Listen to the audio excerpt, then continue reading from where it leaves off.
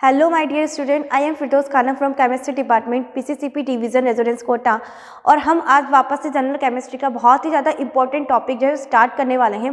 Previous classes में आपने सीखा किस तरह से वेरिएबल वैलेंसीज को हम फाइंड आउट करते हैं, वैलेंसीज क्या होती हैं, आयंस क्या होते हैं, किस तरह से हम उनका केमिकल फॉर्मूलाज बनाते हैं। और केमिकल फॉर्मूलाज की ट्रिक मैंने आपको बताई थी कि आपको ज़्यादा से ज़्यादा क्या करना है, नेगेटिव आयन और पॉजिटिव आयंस को लेकर के उनके चार्जेस के साथ हर किसी के साथ उसको आपको मिक्स करके उनके बहुत सारे केमिकल फॉर्मूलाज बना करके देखना है। मीन्स सबसे पहले आप मोनोवेलेंट लेंगे और उनको जितने भी आपके पॉजिटिव आयंस हैं वो मोनोवेलेंट हो सकते हैं, बाईवेलेंट हो सकते हैं, ट्राईवेलेंट्स हो सकते हैं, टेट्रावेलेंट्स हो सकते हैं, उनके साथ आपको उनकी केमिकल फॉर्मूला बनाना है। फिर आपको बाईवेलेंट नेगेटिव आयंस को लेकर के उन्हीं चारों के साथ फॉर्मूलाज बनाकर देखना है। फिर ट्राईवेलेंट के साथ उन चारों को लेकर के बना दो, फिर टेट्रावेलेंट के साथ बना दो। तो हमें करना क्या है, एक पॉजिटिव आयन और एक नेगेटिव आयन लेना है और जिसको चाहो आप वैसे फॉर्मूला बना करके देख सकते हो।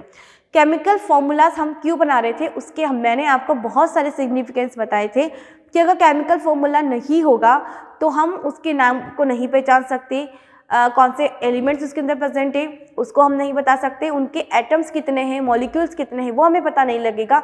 और उसके एक और चीज़ थी कि हमने बोला था कि जो केमिकल फॉर्मूला होता है उससे हमें उनके एटॉमिक मासेस और मॉलिक्यूलर मासेस का पता चलता है।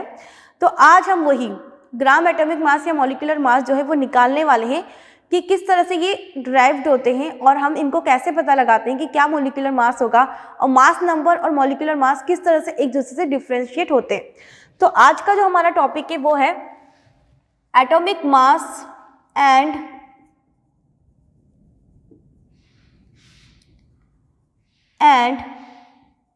मॉलिक्यूलर मास, यहीं पर लिख देते मॉलिक्यूलर मास। ठीक है, अब देखो आपने इसके पहले देखा होगा मास नंबर निकालना सीखा होगा, है ना। मास नंबर में हमने क्या किया था, इसको हम कैसे रिप्रेजेंट करते थे, कैपिटल ए से। और हमने बोला था कि मास नंबर इक्वल होता है number of proton plus number of neutron के। तो मीन्स जितने नंबर ऑफ प्रोटॉन्स हैं उनको अगर जितने नंबर ऑफ न्यूट्रॉन प्रेजेंट है उनके साथ अगर हम इनको प्लस कर दें, ऐड कर दें, तो हमको क्या मिल जाएगा, total number of mass number निकल के आ जाएगा। हमने जैसे एग्जांपल ले लिया था, यहाँ हाइड्रोजन का एग्जांपल लेकर के चलते हैं। ये 1 जो होता है ये क्या होता है, एटॉमिक नंबर, और ये किसको शो करता है, इसके नंबर ऑफ प्रोटॉन्स को, है ना। तो एटॉमिक नंबर को हम बताते हैं किससे, Z के सिंबल से। तो इसका एटॉमिक नंबर है 1, मीन्स इसके पास कितने प्रोटॉन है, 1 प्रोटॉन है। तो यहाँ पर अगर हम देखें तो हम इसके फॉर्मूला में प्रोटॉन की जगह पे कितना लिख देंगे, 1 लिख देंगे। हाइड्रोजन जो होता है इसके पास न्यूट्रॉन नहीं होता तो क्या लिखेंगे हम, 0। तो हमने यहाँ पे न्यूट्रॉन की जगह पे लिख दिया 0। तो टोटल मास नंबर कितना मिल गया हमें, हाइड्रोजन का 1 मिल गया। अब करना क्या है, हमें यही अप्लाई करके देखना है किसके ऊपर, एटॉमिक मास के अंदर और मॉलिक्यूलर मास के अंदर।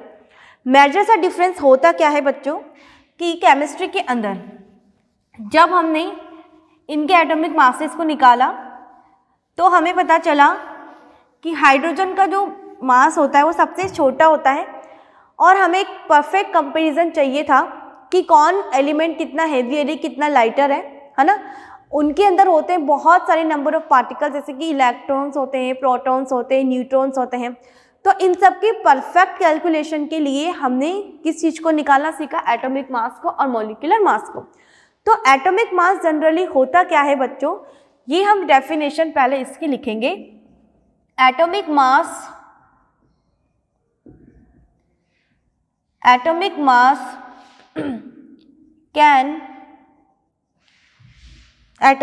Can be expressed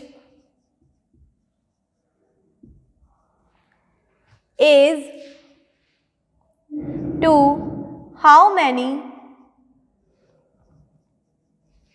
time an atom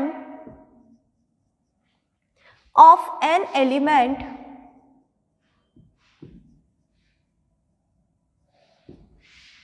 heavier than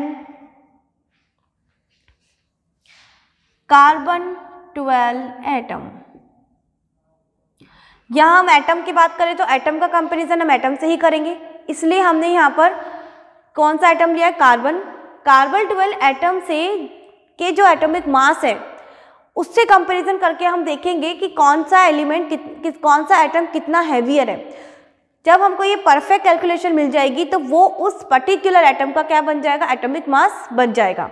means अगर हम यहाँ पर देखें, इसके लिए हमें क्या करना पड़ेगा, सबसे पहले तो कार्बन 12 एटम का खुद का हमको एक परफेक्ट मास निकालना पड़ेगा, एटॉमिक मास पता होना चाहिए। तो उसको पता लगाने के लिए हम क्या करते हैं, इसकी जो ग्राम जो वैल्यूज होती है, ग्राम वैल्यूज आप जानते हो ना, ग्राम में किसी भी वेट को आप मेजर करते हो, इसकी ग्राम में जो वैल्यू है, जो वेट है, उसके अंदर हमें इसके 1/2 यानी कि 1/12 ऑफ कार्बन जो पार्टिकल है, जो एटम है, उससे इसको डिवाइड करना पड़ेगा। जब हम इसको डिवाइड करेंगे तो हमारे पास यहाँ पर आ जाएगी एक यूनिट जिसको हम कहते हैं 1.6605 इसकी वैल्यू है, इंटू 10⁻20 ग्राम। ये हमारी क्या है, एक ग्राम एटॉमिक यूनिट है। अब हमें क्या करना है, जिस भी एलिमेंट्स का, जिस भी मॉलिक्यूल्स का हम जब मास नंबर निकालेंगे, उस यूनिट को हम जब मल्टीप्लाई कर देंगे किससे, इससे, ये जो वैल्यू है हमारी ग्राम एटॉमिक यूनिट हम इसको कहते हैं, इस ग्राम एटॉमिक यूनिट से जब उसको मल्टीप्लाई कर देंगे तो परफेक्ट एटॉमिक मास हमको निकल के आ जाएगा और वो चीज़ शो करेगी कि वो जो एटम है वो कितना हैवियर है इस वैल्यू से। तो ये होता है हमारा एटॉमिक मास। ठीक है, तो अब हम देखते हैं एटॉमिक मास की अगर हम बात करें तो हम क्या कर सकते हैं। अब हमने यहाँ पर लिखा, जैसे कि ऑक्सीजन का एग्जाम्पल हमने लिया, ऑक्सीजन का एटॉमिक नंबर कितना था बच्चों, 8। अब इसका अगर हम सबसे पहले क्या निकालेंगे, मास नंबर, कैसे, प्रोटॉन प्लस न्यूट्रॉन से। प्रोटॉन इसके पास होते 8 और न्यूट्रॉन भी होते 8, तो टोटल हो गया हमारे पास 16। अब 16 जो है ये मास नंबर है, अभी एटॉमिक मास नंबर में चेंज नहीं हुआ है। एटॉमिक मास नंबर में कन्वर्ट करने के लिए हमें क्या करना पड़ेगा, इसको U से मल्टीप्लाई करना पड़ेगा। और U क्या है बच्चों, U है हमारी ये वैल्यू जिसको हमने क्या कहा है, एटॉमिक मास यूनिट। तो एक्चुअल में एटॉमिक मास यूनिट की क्या डेफिनेशन बन गई, atomic mass unit is equal to mass of 1/12 of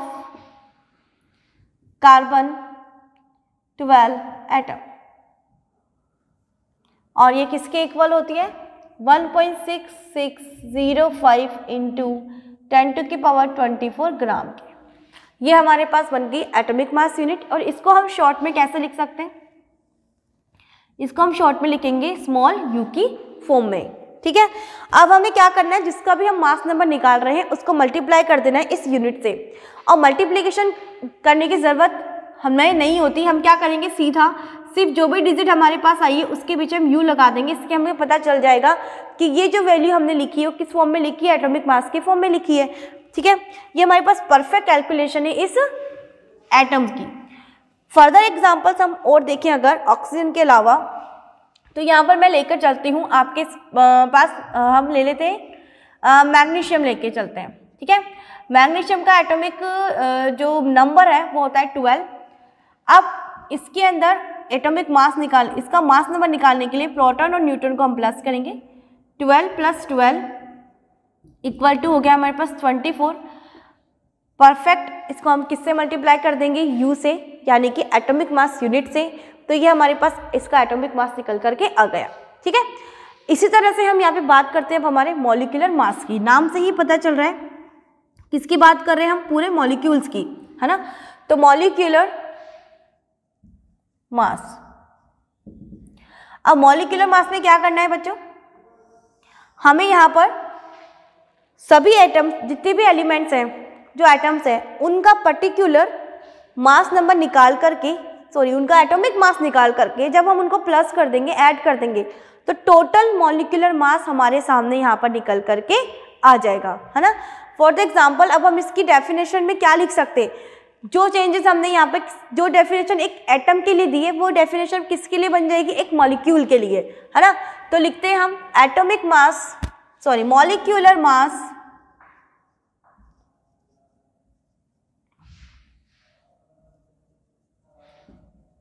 can be expressed as to how many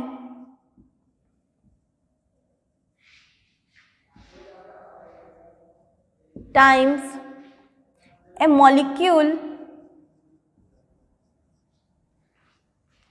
of a substance is heavier than 1/12 of carbon atom. ठीक है, तो same that's means हमें molecular mass निकालने के लिए भी क्या करना होगा, पूरे मॉलिक्यूल्स का एटॉमिक मास निकाल करके हम इसको मॉलिक्यूलर मास को फाइंड आउट कर सकते हैं, या टोटल मास नंबर निकालने के बाद हम उसको क्या कर देंगे, एटॉमिक मास यूनिट से मल्टीप्लाई कर देंगे तो हमारे पास मॉलिक्यूलर मास निकल करके आ जाएगा। एक बार देख लेते हैं हम एग्जांपल लेकर के। यहाँ पर मैं एग्जांपल ले रही हूँ आपके सामने। मैंने यहाँ पर सब्सटेंस जो लिया है वो है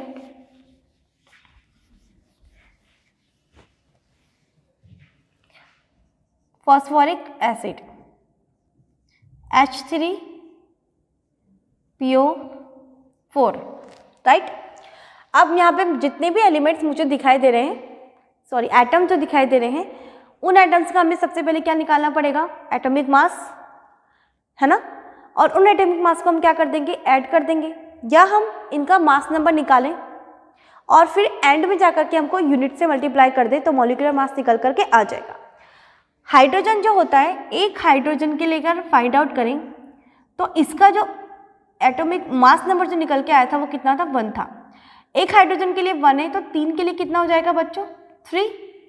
फॉस्फोरस जो होता है बच्चों, इसका अगर हम यहाँ पर देखें, इसका एटॉमिक नंबर होता है 15 और मास नंबर जो होता है इसका वो होता है 31।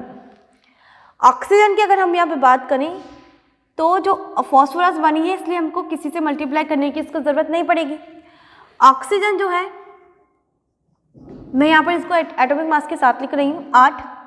फिर इसका जो मास नंबर है वो कितना होता है बच्चों, 16 होता है। ठीक है, तो यहाँ पर ऑक्सीजन कितने हैं हमारे पास, 4 है, तो 4 से मल्टीप्लाई मैं इसको कर दूंगी और 4 से मल्टीप्लाई करने के बाद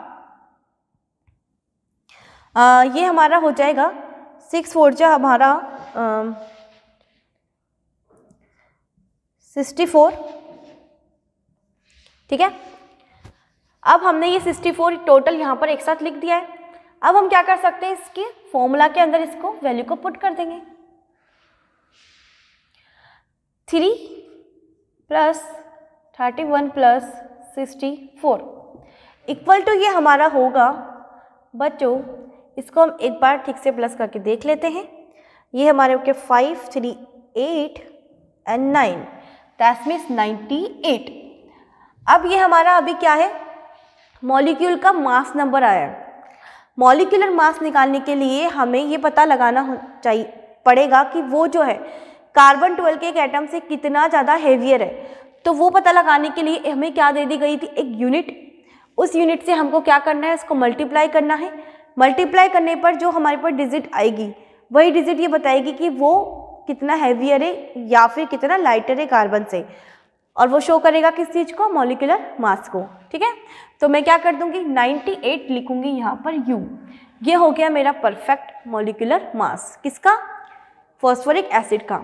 सेम इसी तरह से हम यहाँ पे क्या ले सकते हैं, अनदर एग्जाम्पल्स अगर हम लेके चले, यहाँ हम ले लेते हैं एक और एग्जाम्पल HNO3 का। इसको बोलते हैं बच्चों नाइट्रिक एसिड। ये तो आप जानते हो, ये फॉस्फोरिक एसिड है ना, और ये हमारा है नाइट्रिक एसिड।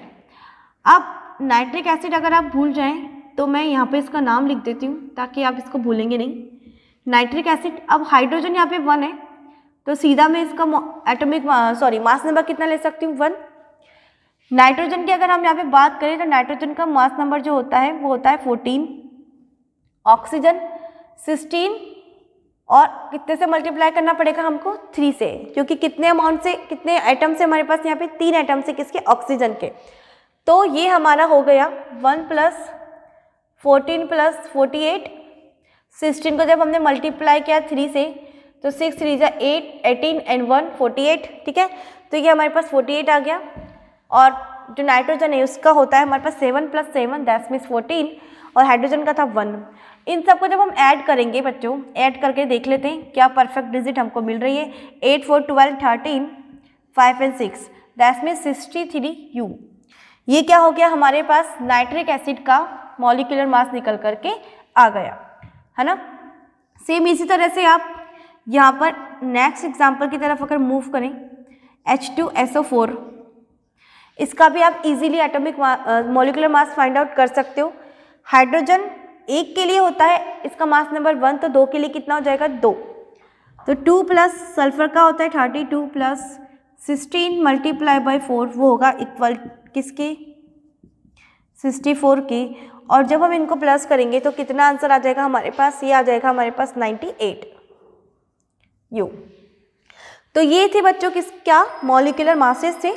मॉलिक्यूलर मासेस के लिए आपको क्या याद रखना होगा, इसकी एटॉमिक जो मास यूनिट है उसको याद रखना है कि क्या चार्जेस उसका होता है, ये याद रखना है कि कंपैरिजन हम किससे कर रहे हैं। अब जाकर के परफेक्ट हमारे पास इनके एटॉमिक मास और मॉलिक्यूलर मास निकल करके आ गए हैं।